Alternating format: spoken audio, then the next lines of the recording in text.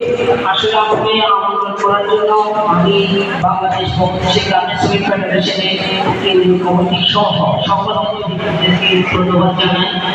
একই সাথে ধন্যবাদ জানাই এখানে যারা প্রধান অতিথি, বিশেষ অতিথি এবং বক্তাবৃন্দ উপস্থিত হয়েছে, শ্রমিকদের দুঃখ কষ্ট এবং তাদের যে দুর্দশার বিষয়গুলো শোনার জন্য এবং আজকের কাউন্সিল সেটা সফল করার জন্য আসছে আমার শ্রমিক ভাই বোনেরা সবাইকে অন্তরস্থল থেকে ধন্যবাদ। আসলে গার্মেন্টস শ্রমিকরা সবসময় নিপীড়িত, অবহেলিত, ষড়যন্ত্রের শিকার হয়।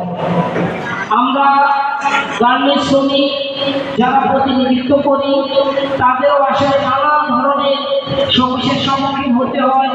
স্থানীয় প্রশাসনিক দপ্তর সহ নানান ধরনের দিক থেকে আমরা ভর্তির মাধ্যমে শ্রমিকের কল্যাণের জন্য কাজ করতে হবে। তো আজকে এখানে শ্রমিক কল্যাণ ফেডারেশনের অনেক গুরুত্বপূর্ণ ব্যক্তিবর্গ আছে এবং আমাদের হাইকোর্ট, সুপ্রিম কোর্ট, জজ কোর্টে বিভিন্ন সেক্টরে গুরুত্বপূর্ণ ব্যক্তিবর্গ আছে। আমরা ওনাদের কাছে দাবি জানিয়ে বলবো, গার্মেন্টস শ্রমিকদের যে বর্তমান সময় চলতেছে সেটা হলো যে আসলে মালিকরা বিগত সরকার বেশিরভাগ সরকারের নানান মন্ত্রীরা নানান ধরনের প্রতিশ্রুতি দেওয়ার পরেও আসলে যুগ যুগ পার হয়ে গেছে, শ্রমিকরা আসলে তারা এখনো নির্যাতিত, নিপীড়িত, অবহেলিত হয়ে গেছে। আসলে প্রত্যেক অর্থভিত্তিক গার্মেন্টস শ্রমিকদের জন্য কলোনি করার কথা ছিল, গার্মেন্টস শ্রমিকদের জন্য হাসপাতাল করার কথা ছিল, গার্মেন্টস শ্রমিকদের জন্য রেশনের ব্যবস্থা করার কথা ছিল। আসলে সরকারের পাখি আজ পর্যন্ত সেই 1980 সাল থেকে আমি শুনে আসতেছি, যখন থেকে আসলে আমি হাতি পাপা করি তখন থেকে শুনে আসতেছি যে গার্মেন্টস শ্রমিকদের জন্য অনেক নানান সরকার নানান ধরনের প্রতিশ্রুতি দিতেছে।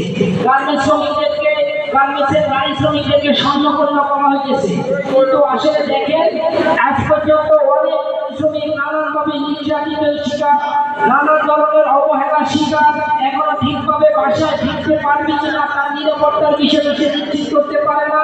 তার স্বামীর কাছে নির্যাতিত, বাবা মার কাছে অবহেলিত। এই যে একটা সময় 86% পুত্র অর্জনকারী আমাদের গার্মেন্টস শ্রমিক ভাই ও বোনেরা আজ পর্যন্ত যদি 1 মাসের বেতন না পান, পরের মাসে যে টাকা সে থাকতে পারবে অথবা তার চাকরি নিরাপত্তা আছে, এটা আসলে আমরা সঠিকভাবে বলতে পারি না, ঠিক কিনা? তাহলে আমরা বর্তমান সরকারের যারা গুরুত্বপূর্ণ দায়িত্বে আছে তাদের কাছে দাবি জানিয়ে বলবো, বর্তমানে জিনিসপত্রের যে ঊর্ধ্বগতি, এতে করে গার্মেন্টস শ্রমিকদের জীবনযাপন চলার দরকার।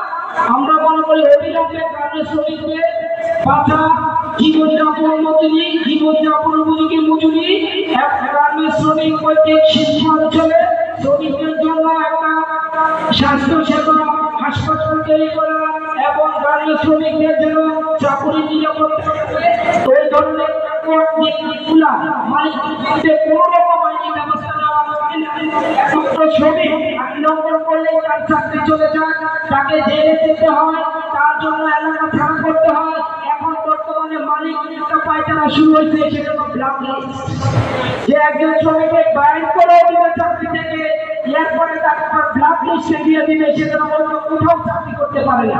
এই যে মালিকদের এই পায়তারাগিরি বন্ধের জন্য আসলে কোনো রকম আইন নেই।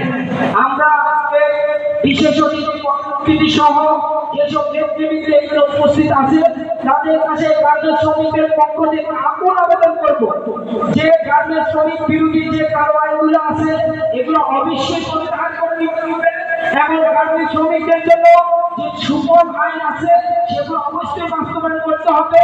গার্মেন্টস শ্রমিকরা যদি একটা মামলা করে সেই মামলা 2010 সালে করলে বিশ্বব্যাপী মীমাংসা হয় না, তাহলে যেখানে সময় বলা আছে 150 দিনের মধ্যে মীমাংসা করতে হবে, তাহলে ওই মালিক 10 বছর পুরোদিন পর তার বিরুদ্ধে ওয়ারেন্ট হয় না, সামান্য একটা সমন জারি হইল, সেটা ওই মামলায় ওই শ্রমিক কেন মামলা করছে তাকে এলাকা ছেড়ে চলে যেতে হয়, অন্য কোনো প্রতিষ্ঠানে চাকরি করতে পারে না।